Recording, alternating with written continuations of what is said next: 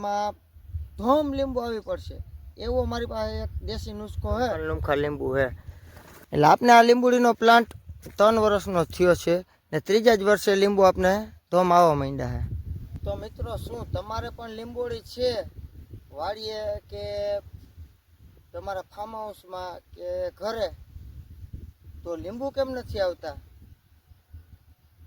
મારે જો અત્યારે તમને આ વિડીયોમાં દેખાતું હોય છે કે મારે આ લીંબુડીનો પ્લાન્ટ 3 વર્ષનો થયો છે ને જો આમાં બધે લીંબુ આવી ગયા છે અંદર લૂમે ને ઝૂમે. આનું એક જ કારણ છે, તો વિડીયોમાં તમે છેટ સુધી આખો વિડીયો જોઈને જાજો એટલે આવતા વર્ષે તમારે પણ લીંબુડીમાં ઢગલાબંધ લીંબુ આવવું પડશે. તો શું કરવું એ વિડીયોમાં હું તમને આખું માહિતી આપી દઈશ કે હાવ બિલકુલ ફ્રી છે ને તમને ખબર જ છે કે આપણા વિડીયો બધાય ઓર્ગોનિક હોય ને બિલકુલ હાવ મફતમાં થાય એવા જ વિડીયો હોય.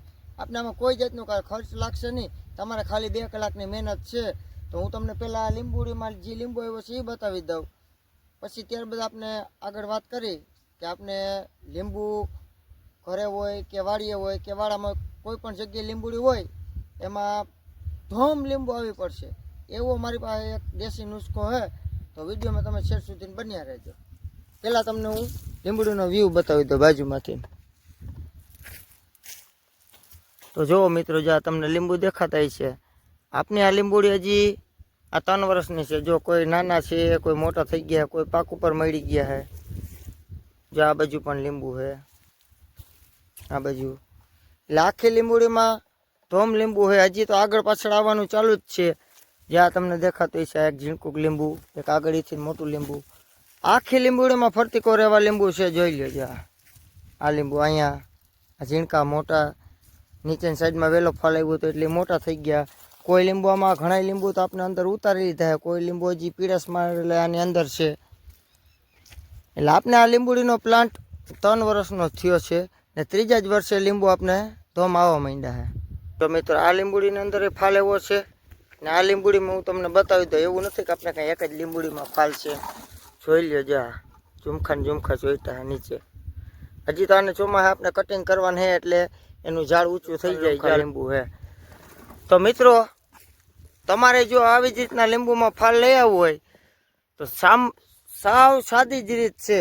તમને હું બતાવી દઉં કે જે આપણે આ લીંબુડીનું જે આખો ઉપરનું આખું ઝાડ છે, તો આની અંદર એના ઝીણા ઝીણા બારીક મૂળિયા હોય સફેદ.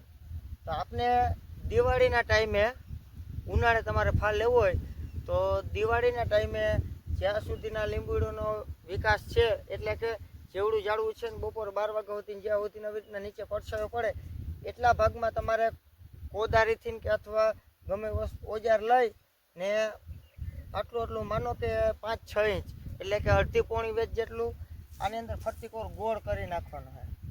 પછી એની અંદર તમારે કોઈ પણ જાતનું ઓર્ગોનિક, આપણે કોઈ કેમિકલનું કહેતા જ નથી ને કેમિકલની કોઈ ઝાડમાં તમે ઓર્ગોનિક કરતા હોય તો કેમિકલની કોઈ ઝાડમાં કાંઈ જરૂર પડતી નથી. હું કાયમી માટે ઓર્ગોનિક જ કરું છું. એટલે હું લીંબુડીની અંદર કાયમી માટે ભૂકી આપું છું ને છાણિયું ખાતર ફરતી કોર ગોળ કરી છાણિયું ખાતર આપી ને પાછું ઢાંકીને દિવાળીએ તમારે મહિનો થોડુંક પાણી દઈ દેવાનું છે. ને જ્યારે શિયાળાના 3 મહિના પૂરા થઈ જાય ત્યારબાદ સાવ પાણી બંધ કરી દેવાનું છે. માનો કે નવેમ્બર ડિસેમ્બરમાં આપણે પાણી બંધ કરી દેવાનું છે. એટલે જાન્યુઆરી ફેબ્રુઆરીમાં ફ્લાવરિંગ આવી જશે ને અત્યારે ઉનાળામાં 4-5મા મહિનામાં તમારે આવી રીતના લૂંબે ઝુંબે લીંબુ ઉતરશે.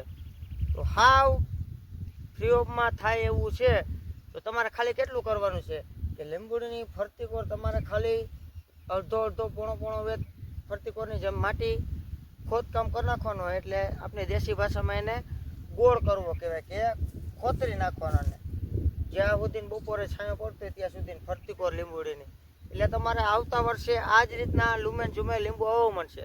તો નવી જાણકારી, નવી માહિતી જોવા માટે આપણી ચેનલને ફોલો કરતા જાજો. અને વિડીયોમાં તમને જાણવા જોવા ને કંઈક નવીન હોય તો તમે વિડીયો આગળ તમારા મિત્રોને શેર કરી દેજો, જેથી કરીને એને પણ ખેતી બાબતે ઘણા એવા વિડીયો હોય મારી ચેનલની અંદર કે એને પણ ફ્રી ઓફમાં બધી ફ્લાવરિંગ આવવા માટે. આપણે આંબાનો બગીચો છે તો આંબાના ઘણા વિડીયો મળી છે. તો પાછા ફરી એકવાર મળીશું એક નવા વિડીયોમાં. ત્યાં સુધી બધા ખેડૂત મિત્રોને મારા જય દ્વારકાધીશ.